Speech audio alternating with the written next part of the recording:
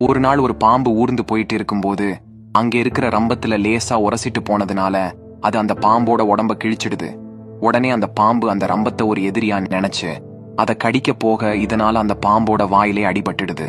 அதனால கோபத்தோட உச்சிக்கே போன அந்த பாம்பு அந்த ரம்பத்தை நெருக்கியே கொன்னுடலாம்னு நினைச்சு தன்னோட உடம்பால அதை சுத்த ஆரம்பிக்குது. தன்னோட முழு பலத்தையும் யூஸ் பண்ணி அந்த ரம்பத்தை தன்னோட உடம்பால இருக்குது. அதனால அதோட உடம்பு முழுக்க காயம் ஏற்பட்டு கடைசியில இறந்தே போயிடுது. அந்த முதல் காயம் ஏற்பட்டப்பவே அந்த பாம்பு ஒதுங்கி போய் இருந்தா குறைஞ்சது இப்போ அது உயிரோடவாது இருந்திருக்கும். இந்த கதையோட மாரல் என்னன்னா, நமக்கு சின்னதா ஒரு தப்பு செஞ்சவங்க மேல கட்டுப்படுத்த முடியாத அளவுக்கு கோவப்படும் போது பாதிப்பு அவங்கள விட நமக்கு தான் அதிகமா இருக்கும். எப்பவுமே வாழ்க்கையில சில சூழ்நிலைகளையும் அதே நேரத்துல ஒரு சில அவமானங்களையும் மன்னிச்சு கடந்து போறதுதான் நல்லது.